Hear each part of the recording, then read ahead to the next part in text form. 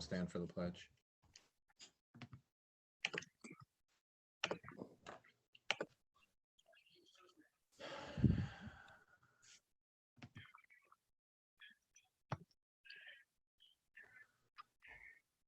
Okay, we're going to stand for the pledge.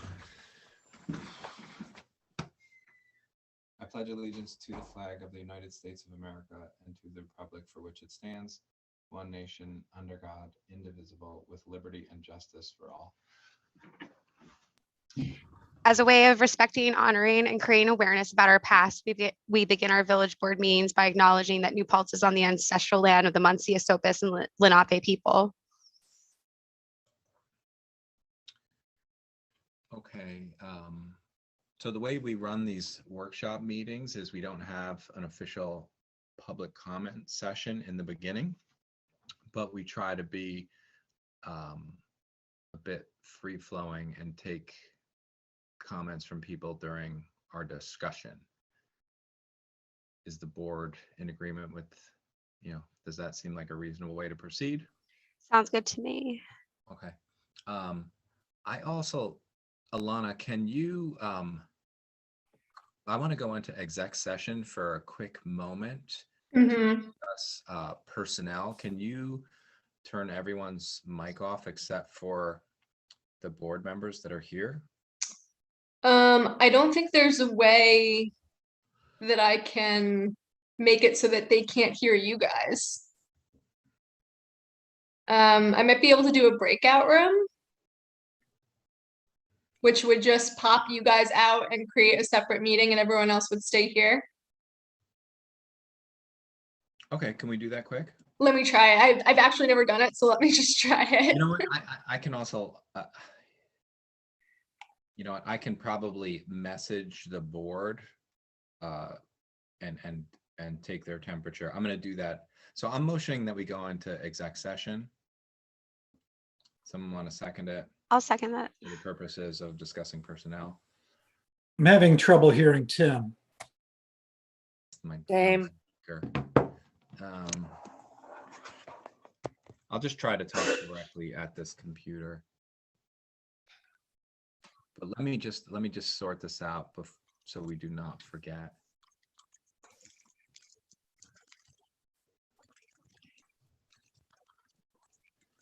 Because then I want to come out of it exec and take action.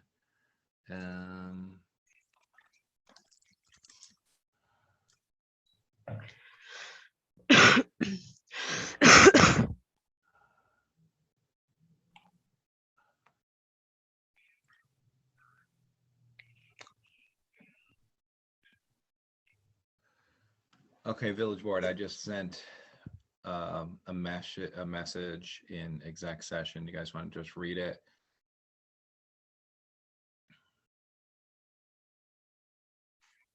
And just send me back a message if you're okay.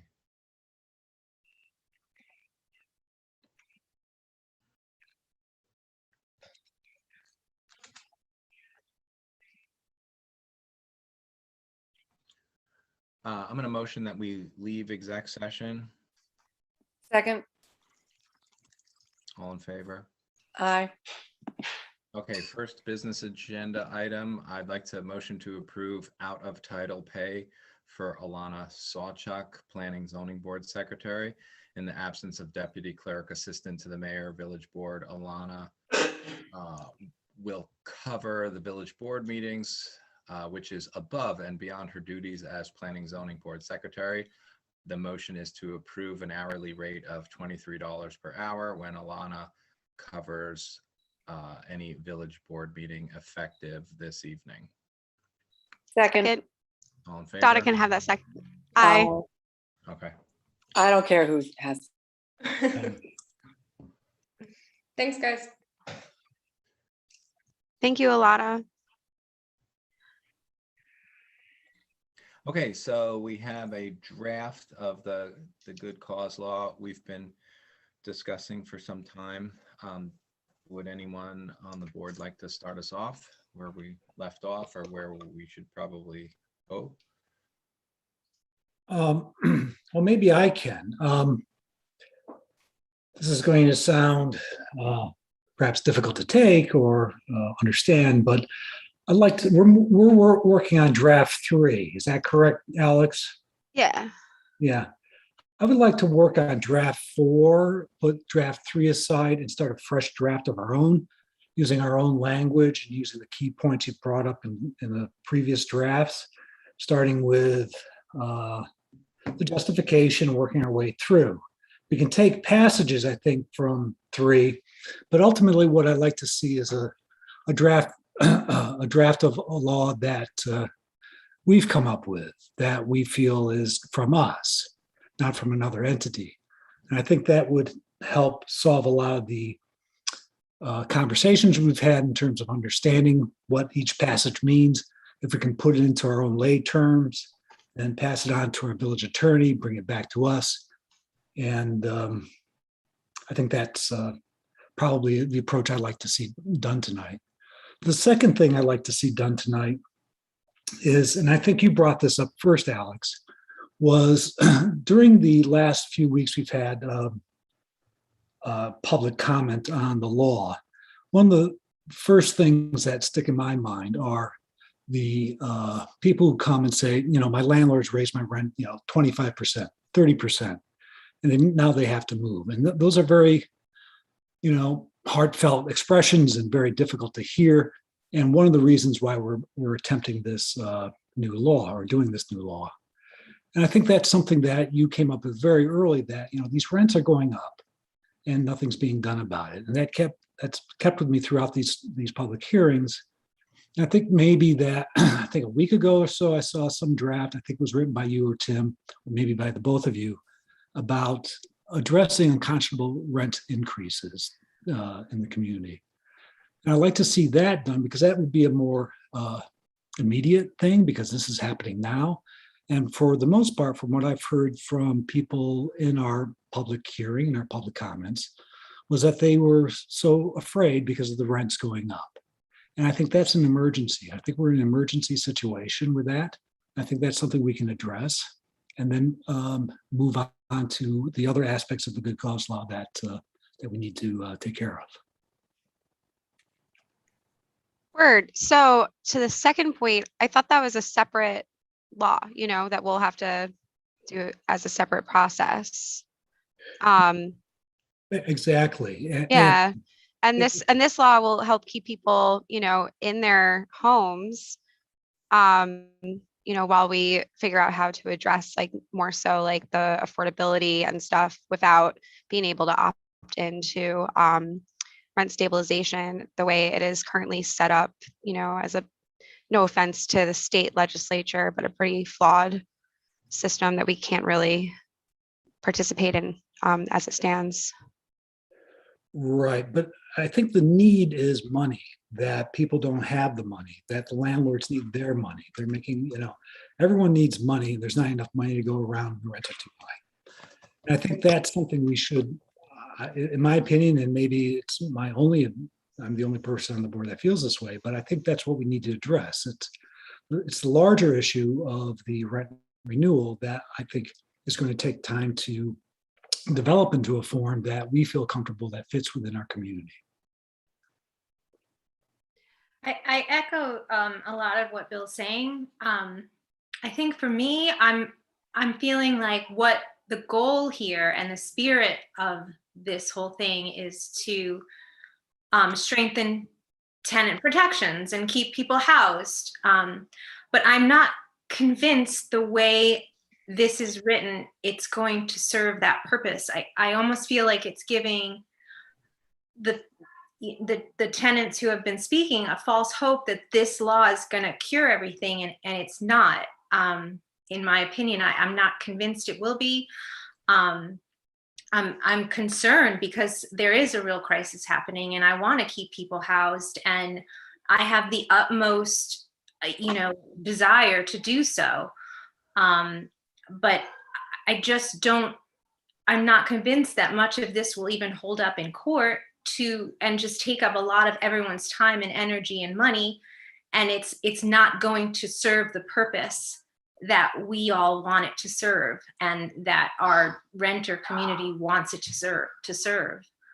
I think that we should perhaps have an executive session with Will, our lawyer, to review what we have or start fresh, or I don't know the definitive answer, but these are my concerns, that what we have is not going to do what we would like it to do.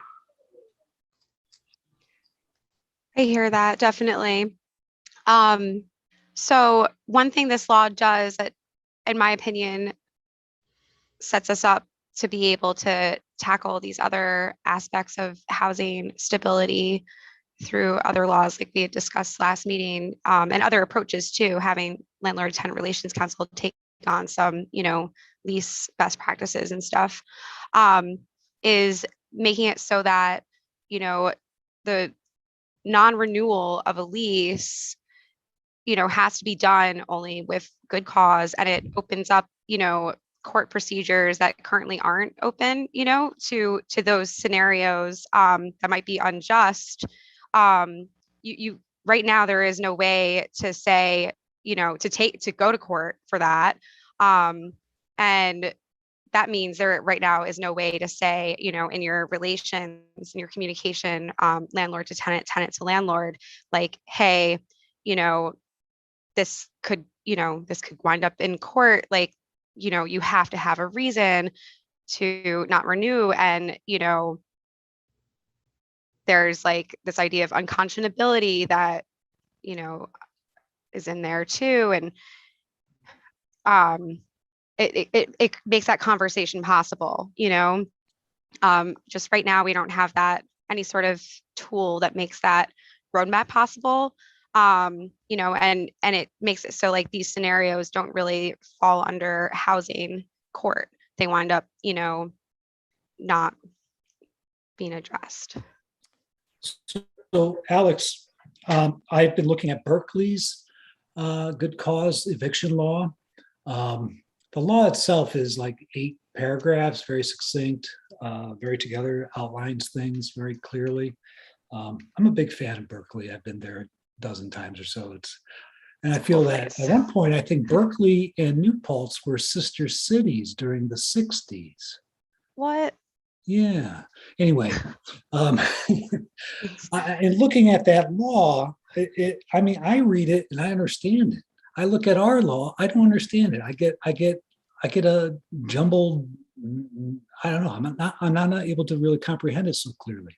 So what I like to do is, what I'm suggesting is, we take what we've done, we have so many key points that we can fold into this and go through it methodically, write a new justification, preamble, whatever we want to call it, into the law. And let's make it our own rather than make it, some sort of clone or offshoot of somebody else's law. I mean, this is what we're hearing. I mean, this is why we live in the village. This is what we're hearing from landlords, and this is why we're hearing this from tenants, that we live in a village. We should respond as a village, not as another entity. Yeah, I hear that too. I'm down to approach it however you all are comfortable with, for sure. I do feel like I did a lot of that because I did synthesize the state proposed law and other local level proposed laws, and made it work within 129, chapter 129. But I'm hearing we need more of that translation. So, let's do it up. Yeah. Do you guys want to go ahead and pull up the Berkeley law? I mean, I just, cityofberkeley.info, just Google good cause, and You just Google good cause Berkeley and it pops All right I up. find is their info sheet, not the law itself. I need to do like an actual search. A lot of these things. I can give you the ordinance number, but within that, the law is stated in there. And there's a hyperlink to the law too. right. It's not working. Okay.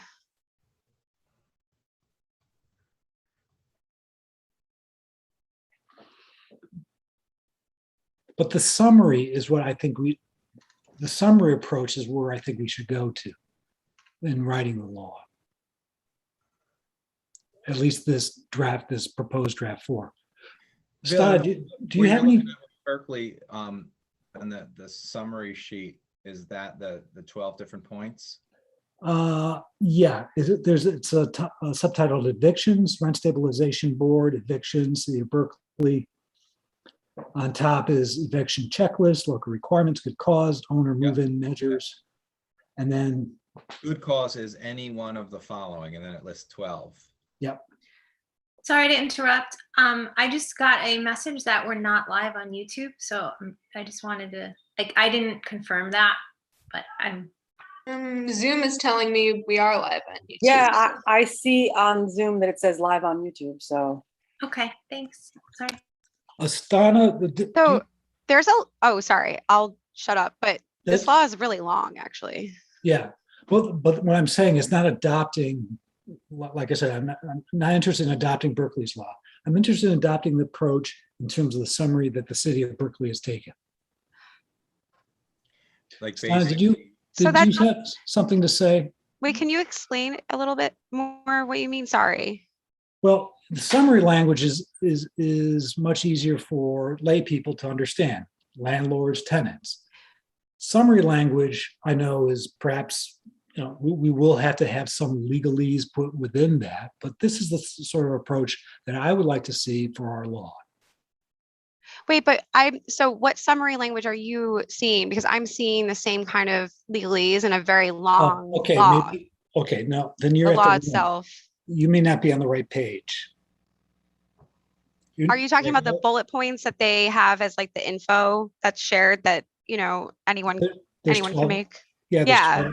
there's 12 of them, right. We can absolutely, and I said this previously, and I'm so with it. And I don't know if we want to do that together or whatever, but we definitely need to have, a summary version of our law once passed. Yeah. Absolutely. Like that's a one pager that we add into, the tenant landlord handbook, and also just share and communications and have available on our website and is accessible. I love that. Like we need to do that. Absolutely. There's no way whatever we flag for, courts to, deal with and flag for relating to New York state law and other levels of law, it's not going to be in the same language that all of us need to see to understand, like I think a summary should be the norm. And I love that. And I saw that summary sheet for Berkeley, but it's not part of their law. Right, that I understand. Okay. I'm looking for some maybe middle ground here where if you look at Berkeley's law compared to what we're looking at in terms of just language and presentation.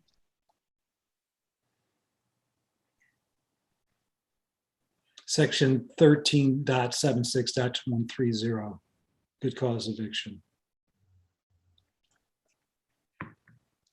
I mean, so what do you like about their law? Because to me, it's a really long section. It's clear. 01. Oh, yeah. I think I'm envious of the clarity. Okay, what is more clear about it? Let's see. Okay.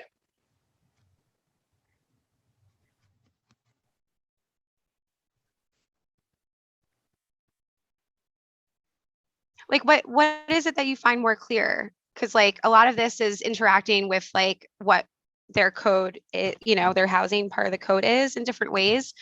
So, of course it's mentioning like different ordinances passed, from the 70s and beyond. It adds to their definitions, even if it's not definitions that are relevant to just the good cause part. Like, I don't know, point us to a part that you think is a good example of clarity, because this is Yeah. a lot, it's a whole beast of a law that is interacting with a very different code. I mean, I'm skimming this and I feel like it's more clear than it's just the language, the use of language, the use of summary, which is very helpful. I mean, I think we've talked about this, like writing laws is extremely difficult, and it's not like what we do all the time, especially a law this important and this challenging, and this much community input is important to get this right. So this just feels more ingestible, and I'm not saying that we should have this cut and paste and make this new policy, but I'm just the way it's written, for me at quick glance, it's feeling, I don't know, more palatable. There is a section section 4 that, I'm sorry, Alex, occupancy of the housing accommodation, it begins section 4. And that paragraph I've read a few times, and I don't know, it's like reading Melville.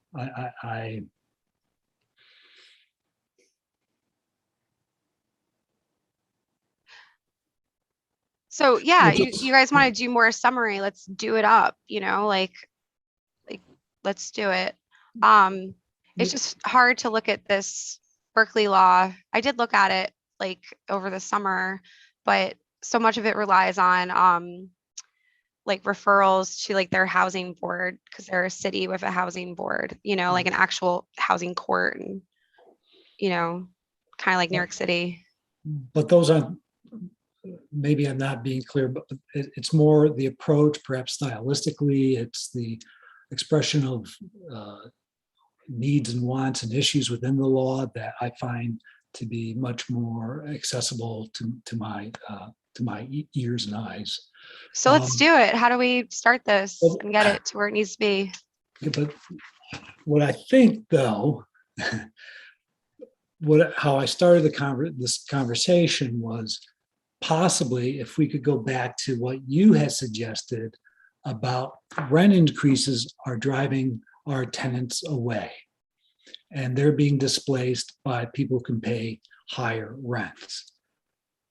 That, I think, is an issue that we can address succinctly, quickly, expeditiously, and we should be talking about that prior to this. That's my wish. I don't know if anybody else shares that or not.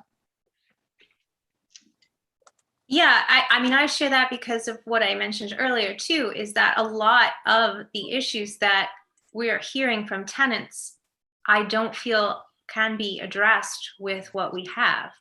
So it's sort of a false hope that the good cause is going to fix all these problems, and it's not. And in ways, I feel like it's going to create more. And I think we have to look at what are the goals here? What do we want to accomplish? What are we hearing from the community? And how can we collaboratively come up with something that makes sense for us? Right. So I think we need to, for those issues, the unconscionable rent increase and affordability and stuff, it seems like last meeting we were talking about like approaching that through like separate little laws. So we have to write those and bring them through the same process, right? I don't know. Could what we're talking about, I feel like I'm not getting it.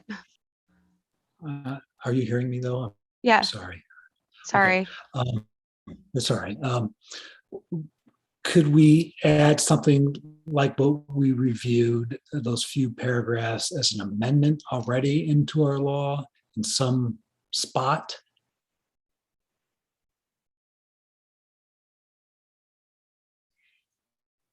Yeah, I mean, that was kind of why Tim, sorry, Tim, you can go ahead and talk. No, I didn't understand Bill's question. You used the word amendment. I didn't understand what you meant by amendment. Could those couple of paragraphs be inserted to another part of our code rather than a separate standalone law? So it's the same. Well, I think amendments are, not as hefty in many ways. And I think what we were looking at, a couple of paragraphs outlining what those. We can write a law that's like one word, or like. Yeah. Okay, all right. I was just seeing, what the process would be if we did something like this.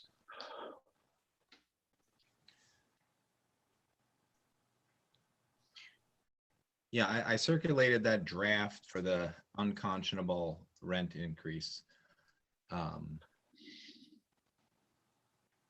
We could talk about how that could work. I think, it has its own challenges. The challenge we have involves our judicial system, right? Like we have a judicial system with limited bandwidth. We tried to outline in that draft 5 different things for the judge who would be reviewing whether or not a rent increase is conscionable or not. There's some discussion about, in the draft, it says the burden of proof shall be upon the landlord to demonstrate. Should it be on the landlord or should it be on the tenant? I was assuming it should be on the landlord because I don't know how a tenant would prove or not prove that their expenses associated with the operation of the property changed, or whether capital improvements occurred and how much they cost. Those are some of the things that a judge would be asked to consider when they're determining whether a rent increase is conscionable. So I don't see how that would be the tenant's responsibility to prove. Right. Yeah. So wait, we want to make sure people who are tuning in understand, we're looking at the draft that in the, this is a different thing. It's in the agenda that was shared publicly. This is the thing that's titled Draft Village of New Paltz Unconscionable Rent Increase Law. Because we removed that cumbersome section that had all these different ideas about unconscionable rent increases from our good cause draft law. And Tim did some awesome research and found, some great draft starter language for this other approach. Okay, sorry. And so you can find that on the agenda. Thanks, Alex. I have a question. Oh, Sorry. go ahead. Are you sure? Yeah. I'm just confused, and I was unclear last meeting, so I just want clarity. That draft that you just mentioned, does that replace good cause? Does No. that, what are we, how are we? It's basically one of the concepts that was in the first draft of good cause, and it pulls it out just to make it its own succinct, more clearly identifiable concept. Like if it stands on its own, the idea is that, tenants or landlords could refer to it more easily. So good cause is about rental renewals and giving tenants the right of first refusal unless there's good cause. This is just another, it's almost like another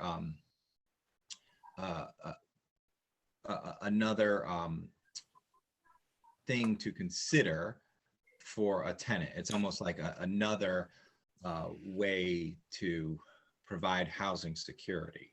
Well, I guess to Bill's point, do we want to consider that first and work on good cause separately at a different time? Or are we doing both at the same time? Yes, I see this as separate efforts that we do good cause after we've attained a workable, approved law to make unconscionable rents provable in court or disprovable. So I personally did not get a chance to do all the homework that I would like to do to be able to properly discuss this draft unconscionable rent increase law, at all, because I thought we were meeting to discuss good cause. I'm sorry, Alex, to throw a wrench into the evening workshop plan, but I couldn't think of any other time to bring it up when we're here together as a group discussing it. It No, is on the agenda. Yeah, and it's a tricky thing. They're clearly related, and one, Yeah. grew out of our discussions of, the first draft of the good cause law. I'm kind of agnostic on whether we do one before the other, where we do them in parallel. I'm okay with kind of whacking at both of them in parallel too. Well, that would be confusing for me. Okay. I prefer sticking to one theme, one law, and then moving on to the next. I also feel like there may be some merit to doing the rent increase law first. It's kind of a backdoor rent control law because of what's happening in the marketplace currently. I feel like this feels like it's needed generally, and it's especially needed right now. Right. And I'm sure we're not the only community in the country or the world wrestling with this issue. I do know that, in some communities, I think in New Haven, Connecticut, if you're renting and you want to raise the rent, you have to show the reasons why you want to raise the rent. You have to provide proof. You can't raise the rent 20% because you put in new doorknobs, or you replaced a screen, or you cleaned. This is something that is not unique to us. So, Bill, have you looked at how their law is worded? Again, I don't recall that feels- exactly. Yeah, that feels more. I have to similar. pull it out, but I have to excuse me. I'm a little stretched for time these past few days, but I'm certainly willing to do that. Yeah, that feels more similar to what we're trying to do here. Whereas like New York State already has a process for rent control, and we've seen that it doesn't work particularly easily. It requires a survey of all the larger landlords to determine whether there are even issues with, to determine what the overall vacancy rate is in your community. I think it has to reach a certain threshold, before that process can be considered. And then you create a review board who then looks at a bunch of macroeconomic conditions and then figures out what an allowable rent increase can be for a certain period. Yeah. I think that's generally a pretty reasonable approach, except for like, how do you enact it? Like, it just seems like it would be better if it was less arduous to start that ball rolling. So in lieu of that not happening easily or quickly, I think our process of at least outlining 5 things for a judge to consider, we're describing it as like a backdoor to rent control. Maybe we need a different phrase instead of backdoor, but Yeah, I don't see it as anywhere. I mean, certainly anybody could put anything related to rent as rent control. I don't see it as that. You have to be able to prove that your expenditure, your capital improvements, whatnot, warrant a rent increase. I don't see how that I guess the difference fits would in be the rent control basket. Yeah, but I guess the difference between like rent control with a capital R versus rent control with a small r. Rent control with a capital R is when you would say, okay, macroeconomic factors are whatever, you can't raise your rent more than X%. Whereas this process, like maybe sometimes it would be considered conscionable to raise someone's rent 10% because of, every single one of those 5 considerations have been checked off. And maybe sometimes, you would say like a rent increase would not be considered reasonable. I mean, like one of the things that I think that we need to be looking at in our community is just like how much your local property taxes go up.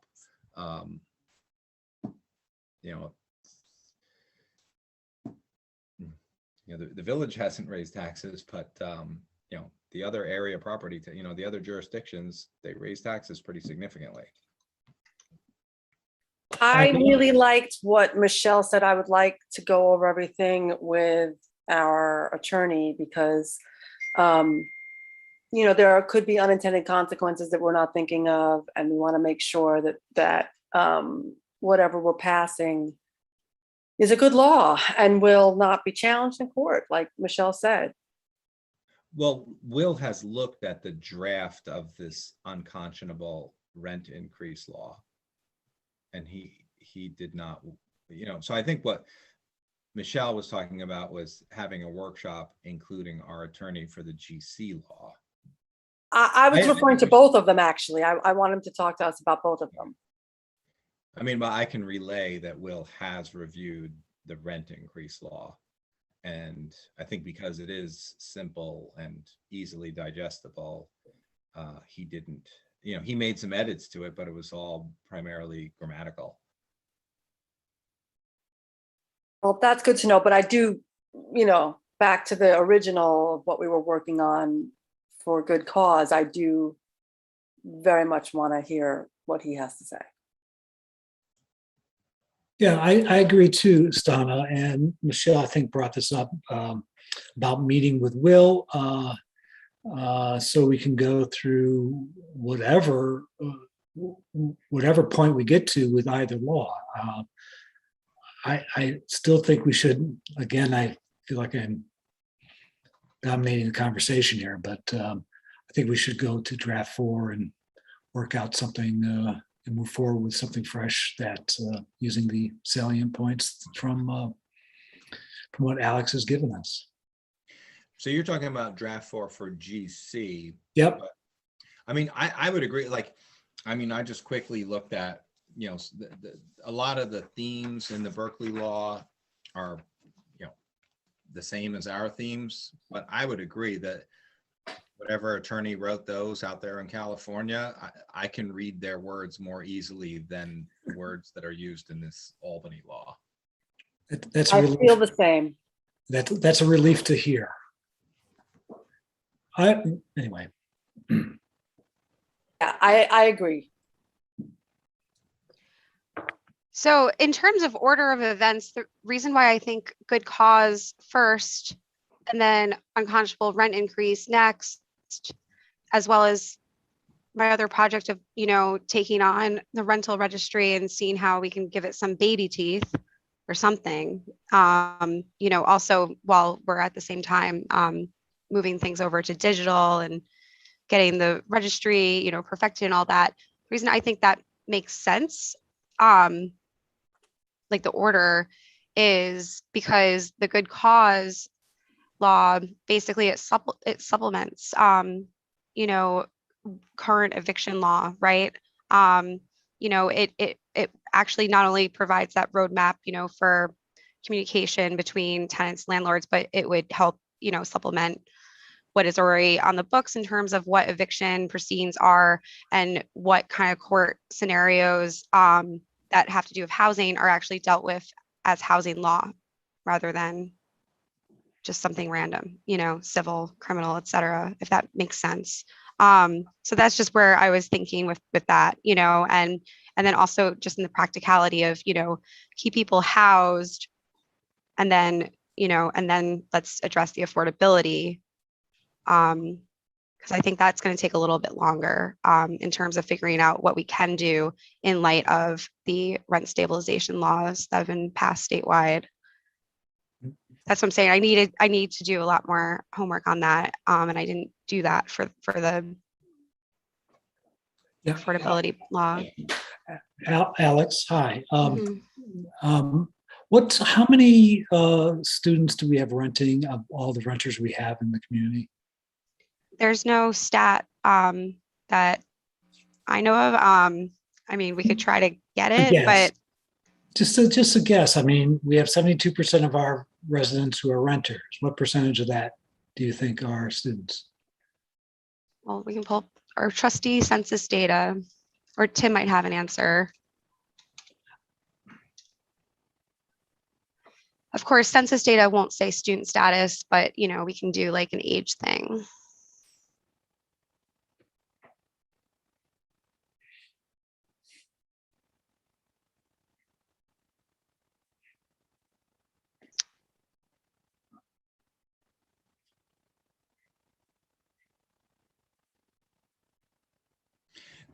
So we have a couple of hands up. Do we want to take some comments or questions from the public? Sure, that's Oh, great. so Okay. just real quick, just to answer Bill's question though. So I think this stat from the census might help. I don't know. Individuals with bachelor's degree or higher percent of persons aged 25 years plus between 2015 and 2019 is 66.1%. That helps a bit. I don't know. Anyway, I guess, yeah, go for it. So maybe we have 2,000 to 3,000 students renting in our community, approximately, or is that an over estimation? I think that's a reasonable estimation, actually. Okay, this is bringing me to this. We're proposing a law that involves a great many students, and we haven't engaged the university in any way. Is there a way of getting them on board to participate in a workshop so we can talk to them about what we're doing here, because it ultimately affects their students? Wait, what was that? So like talk to the student affairs on campus? Or bring a campus, a university rep, I don't know who would be. I have a couple of people in mind, but to come and, I mean, do they know we're talking about this? We've been talking about this for weeks, that there's this issue in town. We have these many students attending your school. We're trying to address this issue. Can you come brought it talk up with us too. and offer us some feedback? Wait, what did Tim say? I have brought it up to Yeah. town gown meetings. Yeah, and also we have one of our voting members of the Landlord Tenant Relations Council is a student who's on student government, and then there's a non-voting like liaison who's also student government student, and they have all of this. But I'm more interested in perhaps whoever's in charge of admissions. Is it the president of the university? Have we written to the president saying we're addressing this issue? Maybe there's somebody who could offer assistance in this matter. I mean, I don't see the university decreasing enrollment given their need for students. I see them increasing their enrollment, and should they be part of this conversation? I think the college for years has been saying they do not plan to increase enrollment. They plan to stick with their total enrollment number of 8K. Well, they've already passed that.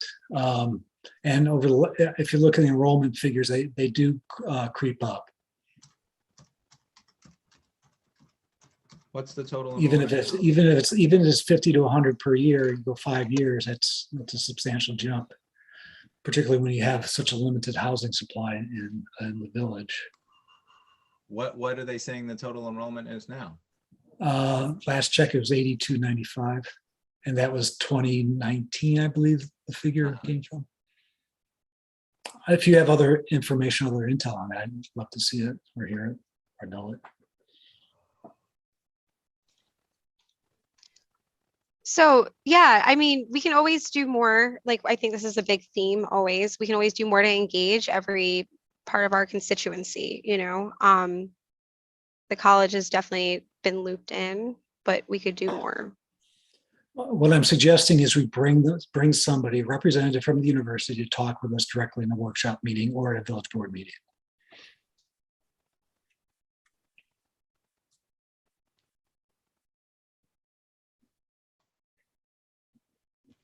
So we had some folks with hands up.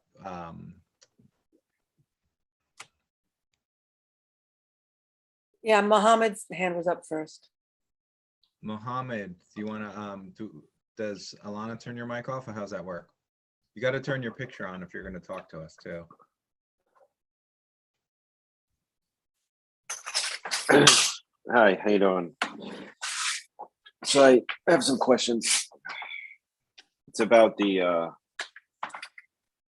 newest draft of the unconscionable rent increase. Have you guys thought about putting something in there for just the larger landlords?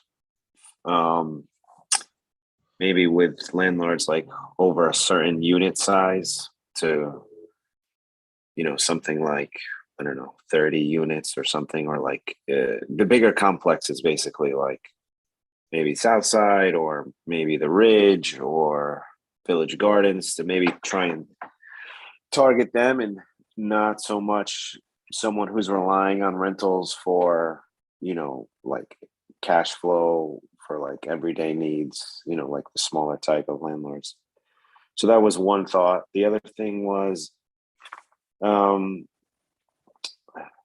so let's say the landlord raises the rent 10% and the tenant brings them to court and the landlord wins.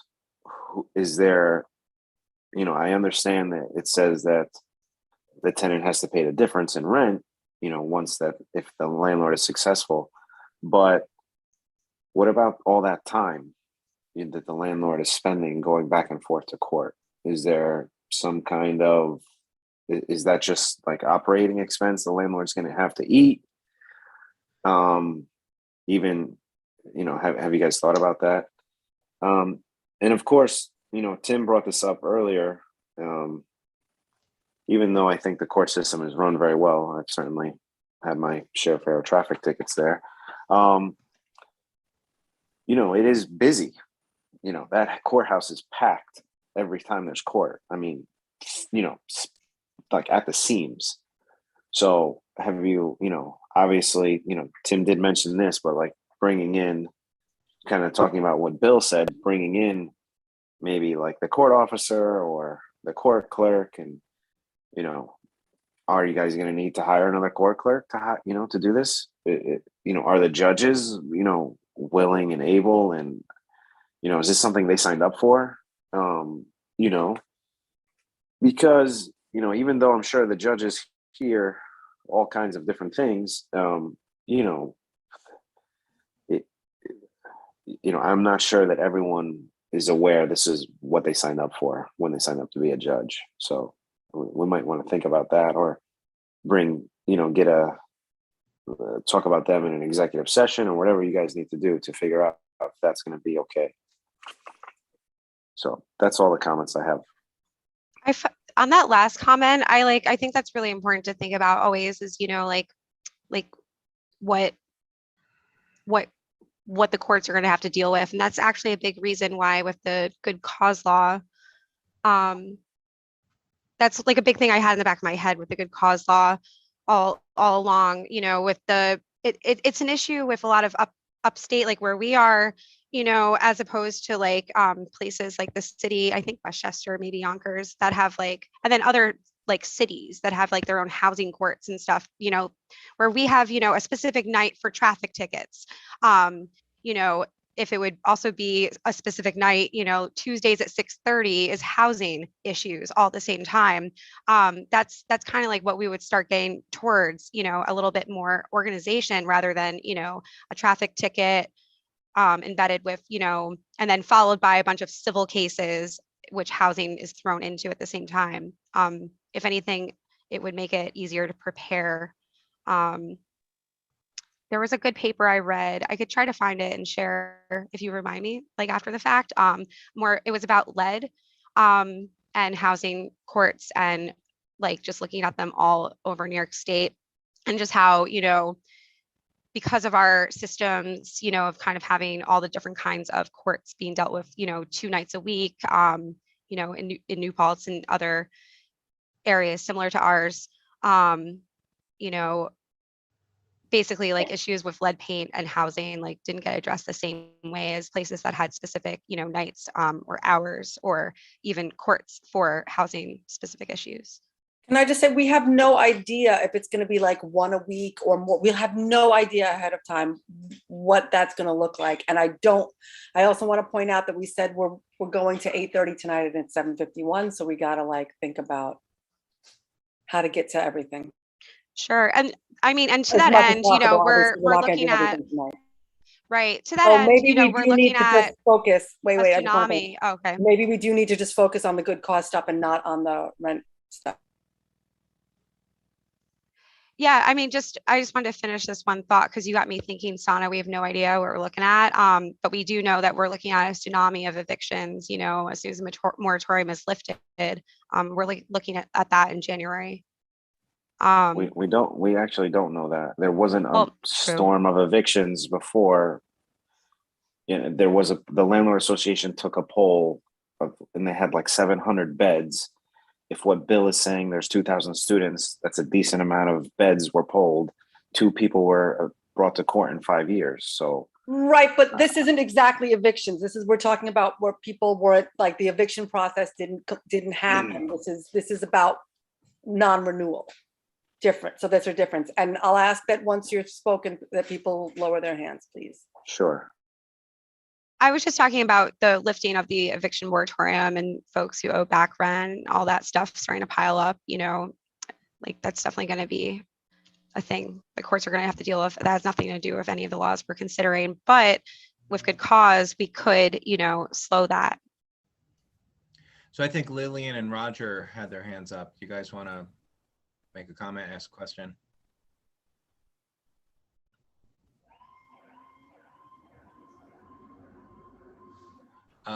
Then Bob Gabrielli, I think. Oh, there you guys are. Oh, there you go. Okay. Mohammed, can you remove your hand so we don't think you're still asking to speak? So what I'd like you to do, and I know you're just in the beginning of writing this rent law about how much people could rent it. I call it rent control. You can call it whatever you want. But there are some realities here, and I think what Mohammed said about the big landlords, really massive versus the small landlords, is my wife and I are retired. We have some properties in New Paltz, and that's part of our retirement income. That's why we invested in real estate. We don't have pensions. And rent increases aren't just based on investments I've made in my property to repair them, a new boiler or a new windows or a new this or a new that. I mean, there's a cost of living increase every year. And my buildings and my properties and running those properties, the cost of living index, which is an actual index put out by the federal government, impacts the cost of running that property. Now, I also have a cost of living index increase in what I need to survive. So, you know, you can't keep your profits at a flat level. I mean, there is the reality that the cost of living for all of us goes up every year, and the rents have to reflect that. And so it's not just about what you're putting into your property. It's about how does the rents on your property keep up with the economy. Now, I'm not talking about rent gouging. I'm just talking about basic increases. And I think you really need to look at that really carefully. Or all you're going to have in this town are the large, you know, the really, really large landlords, and you're putting everybody else out of business because you won't be able to afford to continue renting out properties. I mean, we don't do large increases every year. We have good relationships with our students, but it's still a business. It's one we've been doing for a very long time, and we have anybody who knows our properties knows they're excellent. So give some thought to that in your thinking. Well, the draft law doesn't just talk about capital improvements. It talks about how the existing and proposed rents compared to the rents charged in similar rental properties in the area. You know, that's just comps. Whether the rent increase would shock the conscience of a reasonable person. Like it's not just about whether you invested in your property. You know, it does, I think, take into consideration, you know, something that could be measured like CPI. But I think Bob Gabrielli was next.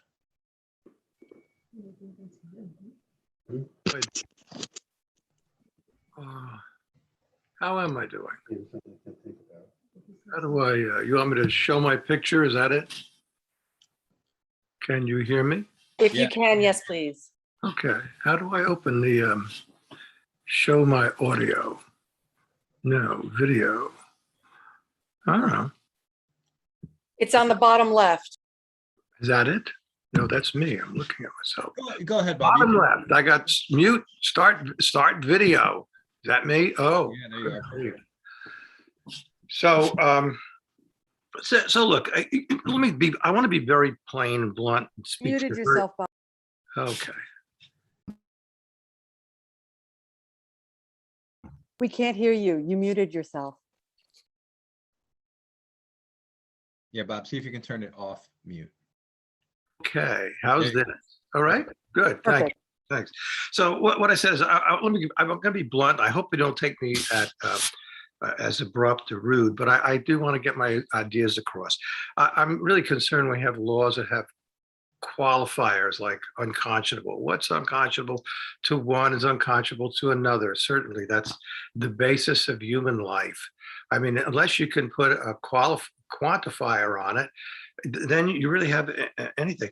So, I mean, we don't say as citizens, what do we do when we find the tax increases to be unconscionable? We don't do that. But I want to say two things. So there's a guy, Adam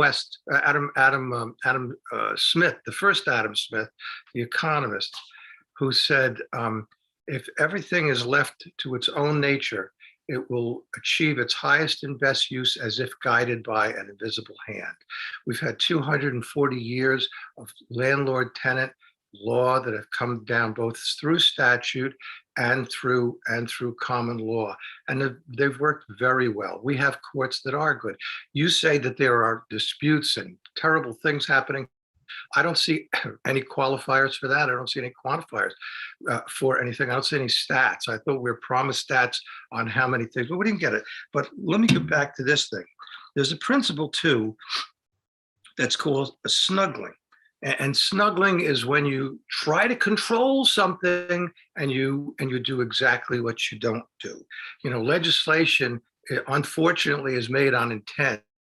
But it should be legislation made for consequences. Sometimes those two things are completely drastically opposed.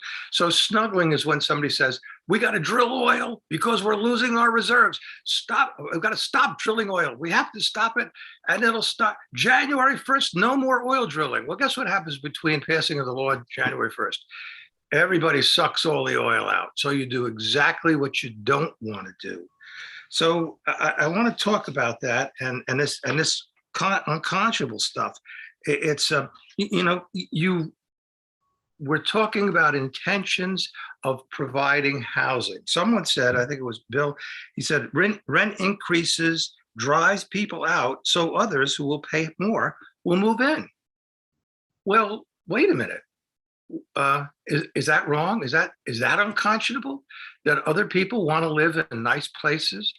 And I'll tell you something else is a little digression. I'm in real estate. People say, we don't have nice apartments in New Paltz. We don't.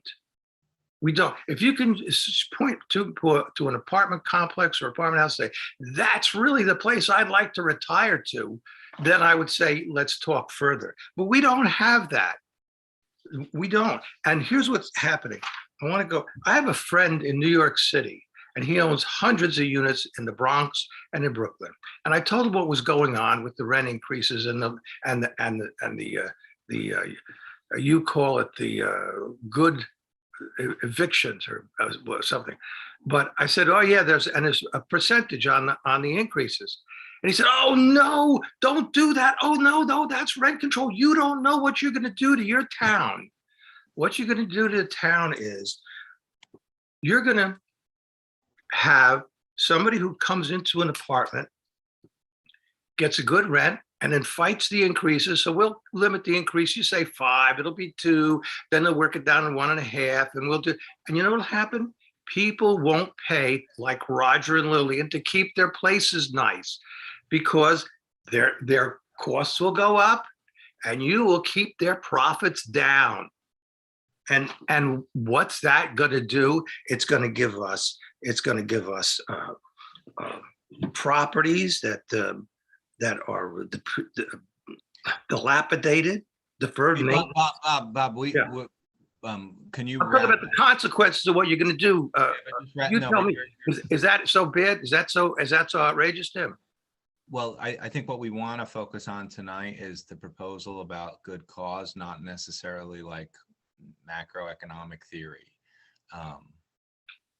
So if you want to. Yeah. You know, Okay, finish well, that thought, let's yeah, do it. here- And even though we did start discussing somewhat the rent thing, that's not have actually been proposed yet. Okay, well, you want to talk about unconscionable things. Number one, you're talking about the courts. Number one, do you know that the local town judge has jurisdiction to mitigate and make writs of mandamus to compel people to do something or refrain from some activity? I don't think they do. I don't know. I'm not 100% sure, but I'm 99% sure. You guys ought to check it out. I don't think you have. So what that does is prevents and presents an incredible economic barrier to landlords. Well, a tenant gives you a slip of paper saying, this is unconscionable to me. And you know what? He's got to go to county court or Supreme Court, and it's going to cost him $35,000 just to get the judge's attention. So I'm sorry, Bob, but I want to just remind you that we haven't even, this hasn't been put out yet. This is just something we were thinking about. This has not been proposed You yet. proposed it because you typed it out, didn't you? It's, but it's, And that's why it says draft in all caps. So So let's just move on. my last point to you is this.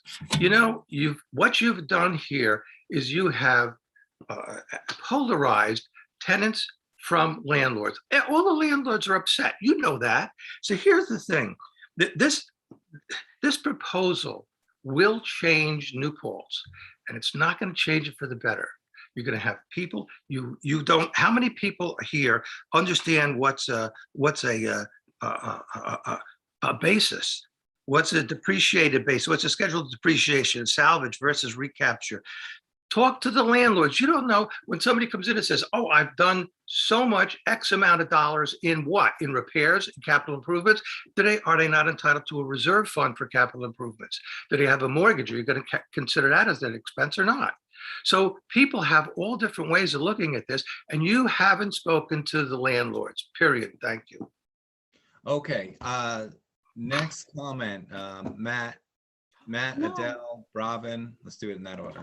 Do Adele. All right, next. Bob, please turn off your camera and lower your hand. Hey, Tim, I think Adele was I next. don't like looking at Okay, me. Adele, go. Okay. Okay, I'm gonna start my video. Okay, so thanks for allowing us to talk during this workshop. I appreciate it. The most egregious part of this law to me is, like the schools, I'm starting to get ready to retire.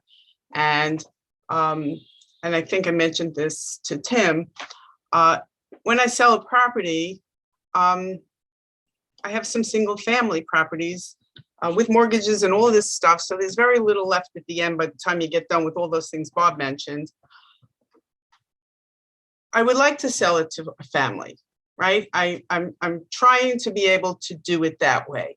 In order to do that, the house has to be empty. It cannot have, if I have a student rental, for example, it cannot have dirty dishes in the sink and clothes all over the floor. And it may not need huge repairs that require a permit, but maybe I want to sand the floors and maybe I want to buy some new appliances. None of those things need a building permit. And I will tell you that a family is not going to come in, wade through all this stuff and say, that's the house I want to move my family into in New Paltz. So I am requesting that you eliminate numbers 9 and 10, and possibly number 9 and 10 of, hold on one second, of the good causes. And maybe you can add that the landlord will sign something saying that the house is going up for sale, rather than having all of these other requirements that will not allow a house to be sold to show at its best.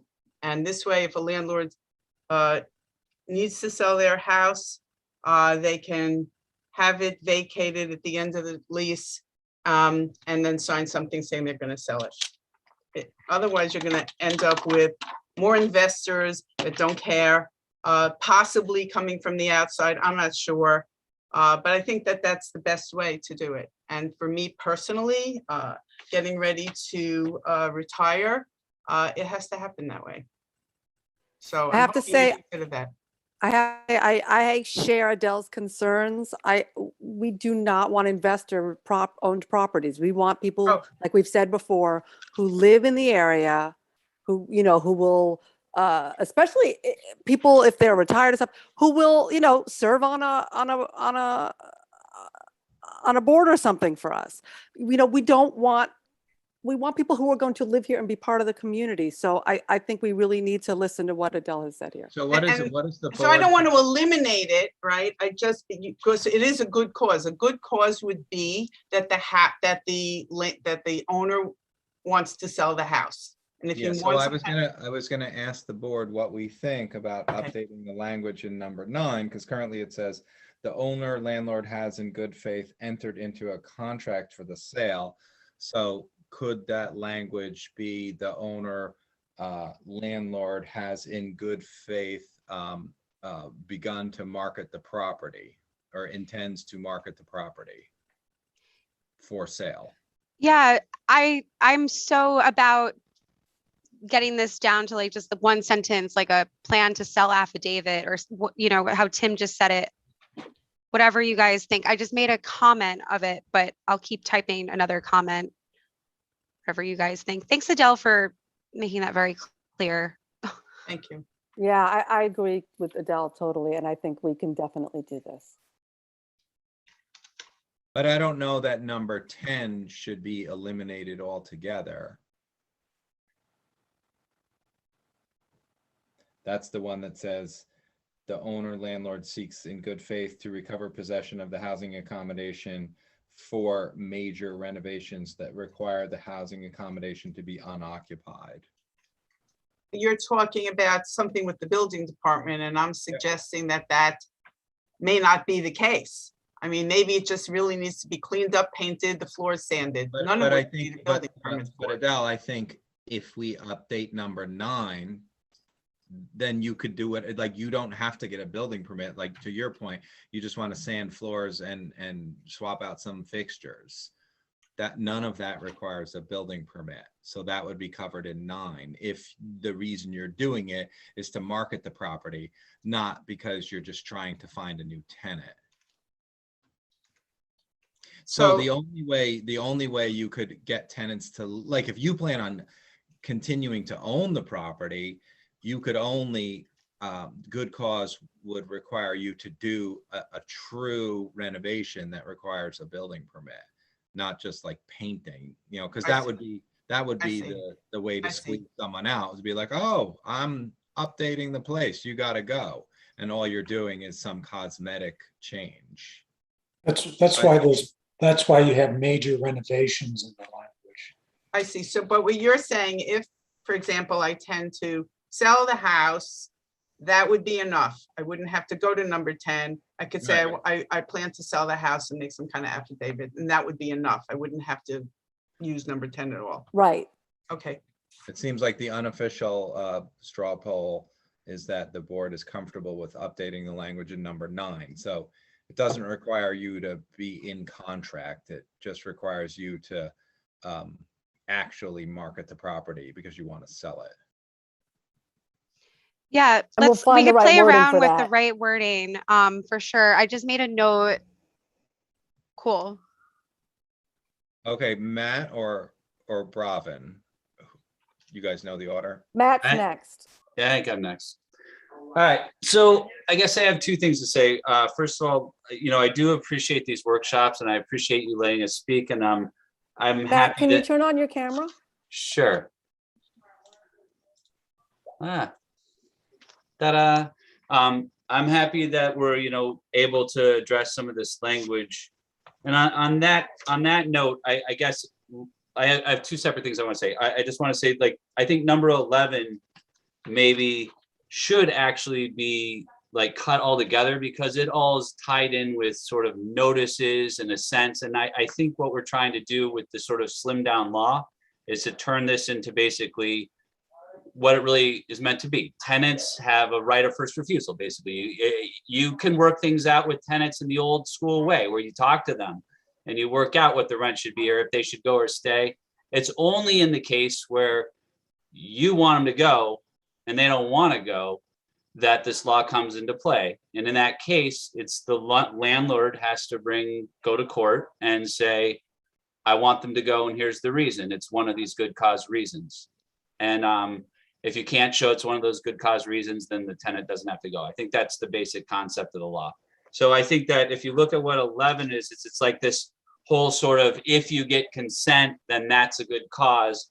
But I think that whole part of it doesn't matter anymore, because if you have consent, they're going to leave, and because there's no more notice provisions and stuff. And the way we're doing it, we're leaving it to the landlords and tenants to figure it out.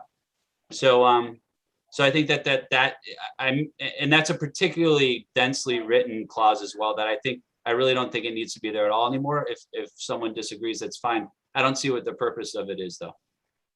I have that notation as well, Matt. I agree with you. Okay. And then the other thing I want to say in general is, again, I do appreciate that. I feel that we're making progress on this law, but as a separate note, I kind of wanted to address what Bill was talking about. Maybe not just, so here's the thing. I think New Paltz is an amazing and wonderful place. I love it here. And I think it's a complicated place. I do think that tenants' rights are important. The students are such an important part of our town. The university is an important part of our town. The landlords are an important part of our town too. They're an important part of our economy. And I think that, I talked to Tim about this, there's a process by which you do these laws and you put up a draft and we have these discussions, and I think this is going fine. But I do think if we're going to have another law, right, that we're going to discuss rent regulation or whatever, I really would suggest kind of along what I think Bill said this, I think Stan said it, I think Michelle said it too, like, let's bring the stakeholders together and have an open conversation, a less formal conversation perhaps, where, maybe we can have some collaboration and you can have buy-in. I know all of you were upset with that first public hearing where the landlords came out with pitchforks, but I think that if there had been some workshopping maybe beforehand, or that would have been avoided. Again, I'm not an expert in how these laws are created or how it's done. I'm just suggesting if you're talking about having a workshop with your attorney, you're talking about having a workshop that includes, leadership or faculty of the university, and we obviously want to hear from the students and regular tenants, maybe some landlords should be there too, and maybe we can have a less contentious process. That's all. Thank you. I also want to point out that this is not that this won't affect students, but I feel like this is more for trying to help people who want to stay here longer term than when they're in college. But not that some of those people don't decide to do that, or that 4 years isn't considered somewhat long term. But I mean, like, I feel like what the intent of the law and the reason that it was put forth was to help people to who want to be long term. This is their home. I think that's right. Thanks, Matt. And Matt, this is your workshop. You were invited here, and we, saw you raised your hand, and we want you to comment on the draft GC and the draft rent increase law. So we are workshopping it in real time. Well, I appreciate that. Thanks, Tim. And this was always the way we were going to do it. It was just that you had to put it on the table first. I think people just expected that was something that was final, when that was really simply the beginning. That was just the beginning of the conversation.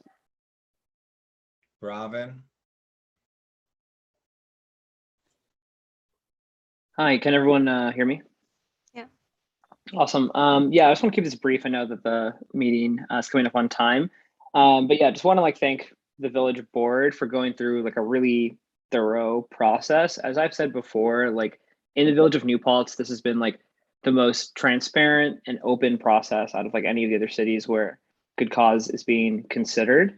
The point that I would just really stress is there is an immense amount of urgency behind passing the legislation. As was mentioned earlier, the eviction moratorium is going to expire. And whether people immediately get evicted or not, they're going to be at the constant risk of losing their homes.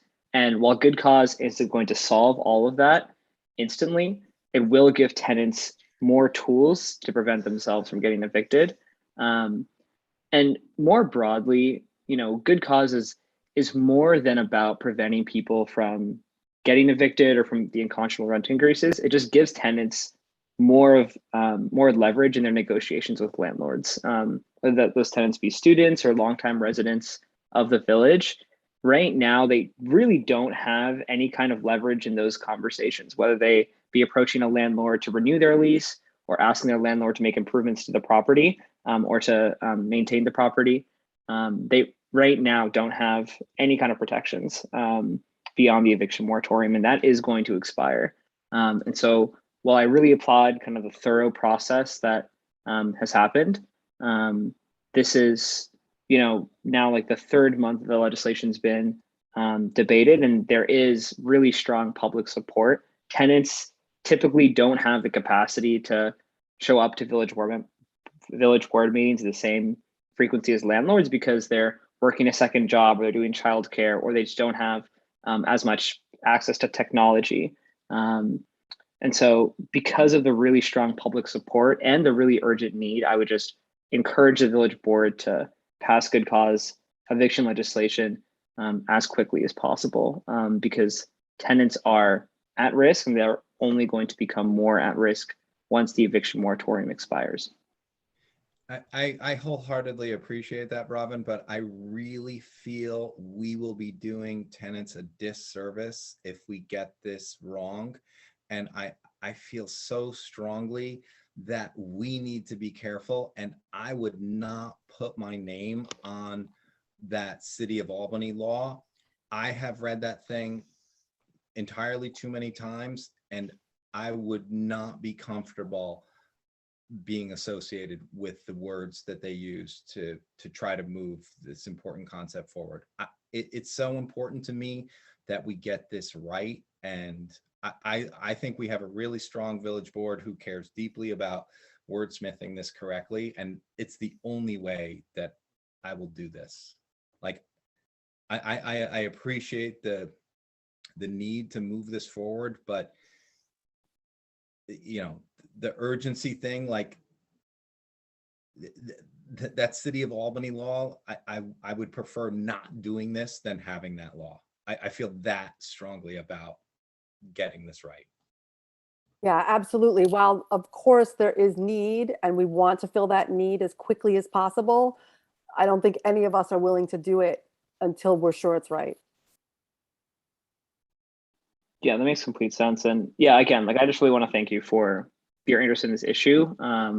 Like it's very clear to us and to other advocates and to the public that the village board is deeply committed to tenant rights and appreciate the process that you're going through. So.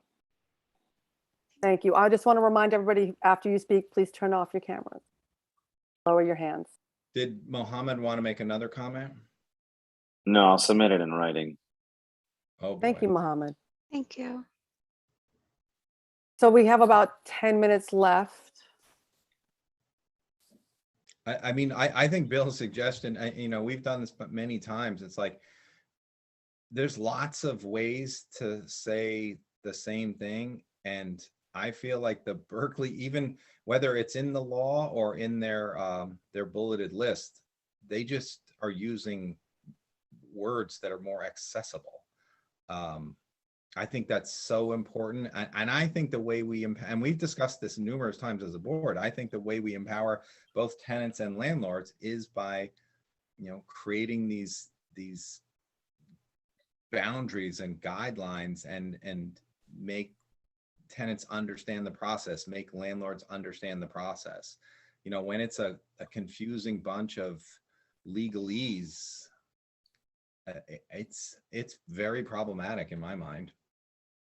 I think it confuses people. Agree. I think if we do that, we haven't really talked about the justification paragraphs much, but I find those paragraphs to be extremely problematic. I feel the justification, there's just a lot of negative language in here, and instead the language should be positive in that we want to help tenants, we want to create housing stability, we want to create a road map to stability instead of this negativity that's within there. And I think that is creating a division of landlords versus tenants, and that should never happen because we are a community, and it makes me sad that has happened, and I really want to rectify that and not villainize anyone. I think we all know there's good landlords and good tenants, and bad landlords and bad tenants, just like there's good people and bad people. So it's like, I think just to work together and to create a different type of justification for moving forward, I think that's really important. I could not agree more. So how should we do it? Like, what's a good process for you all? I don't know. I'm afraid to go into their document and do any editing, so. All right, so I do think that we need to, do a little more editing, work on the document, find better wording together, and then continue the conversation. Yeah, to tell you the truth, what I would prefer we do, I would rather take the Berkeley bullet points and start there. And then if we feel we need to add stuff, we add to it. But I feel like their framework of language is a better place. And you can look, like the paragraphs are the same. Like compare paragraph 3 that they wrote to our paragraph 3. It's saying the same thing, but just with fewer SAT words. LSAT. That makes Yeah. sense.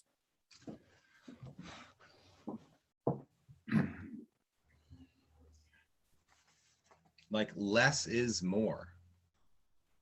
I agree. And I think we've been talking about that through the process, is, making it lean and mean and taking it from there. I think the justification section can be lean and mean too. Yeah. Yes, I also want to reiterate, I think it's important to involve our attorney. Absolutely.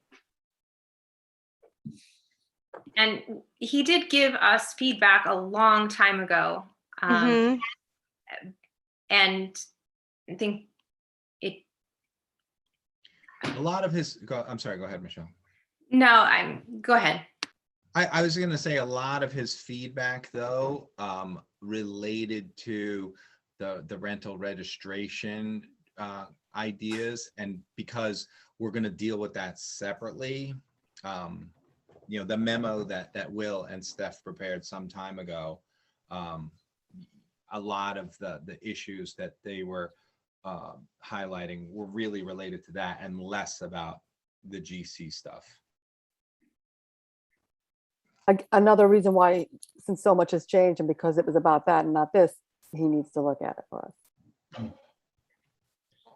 Can I give an update? You could look at his memo and only refer to the sections that are in the GC.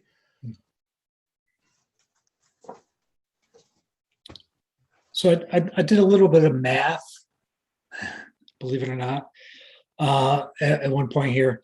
The village population is 7,000. And if we have 72% who are renters in the village, that would be 5,040 renters. If there are, say, 7,757 SUNY students and 3,000 live on campus, it would mean that 4,757 people live off campus. So we're looking at a population of like some 5,000 people who are renters, who are students living in our No. in our village. No. Well, If there are 7,000 people in the village, and I think the number that Alex threw out before about how many are over 25 with a bachelor, you can use use that number. Yeah, but didn't we say 72% are renters somewhere? Yeah, you could say 72, 73% are Okay, renters. so, but that brings us to 5,040 renters in the village. Right, so, but then the majority of the majority of the people in the village are over 25. Yeah, They're not college students. I see. And they have their college degree or higher, 66.1%. Oh, and then 98.9% of the village is high school graduate or higher, percent of persons age 25 and up with high school and up. So I think the number that you threw that's out earlier, interesting. there may be like 2,000 college renters in the community. Sounds about right. Yeah, well, I wish we had, once again, the D word data. But wait, why are you fixated on this number? Well, it's a huge chunk of our population, and we want to engage them. We want to engage the university. We want to engage the decision makers at the university.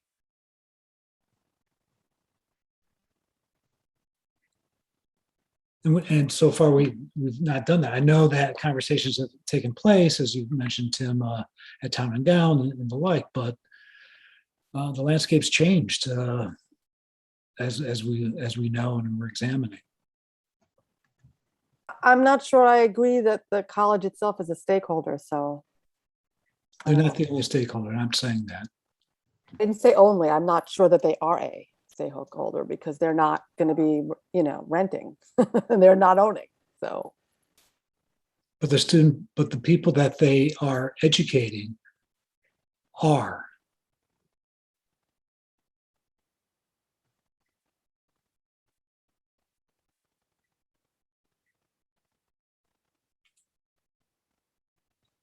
I think it's a perfectly fine idea to engage them. Yeah, Yeah. Just another perspective, that's all. Okay. I was trying to find that Will and Steph memo and just look at their specific suggestions to the GC portion of the law and not the rental registration. So does anybody feel strongly that there's something we need to discuss in the last 2 minutes here? No. There's one more thing on the agenda you guys have to vote on, Tim. Oh, good point. Thank you. That's why we have you here. Thanks, Alana. You're welcome. I motion to approve the proposal from Central Hudson to install the new gas service for the generator. At the firehouse. Oh, at the fire station. Oh, okay. Second. So second, third. Aye. Aye. Motion to adjourn. Go ahead. Second. All in favor, aye. Aye. Okay, good night. Thanks, Alex. Thanks, everybody. Thanks, Michelle. Thanks, Tim. Bye. Thanks, everybody. Bye. The conversation continues. Yep. Thank you. Thanks, everyone.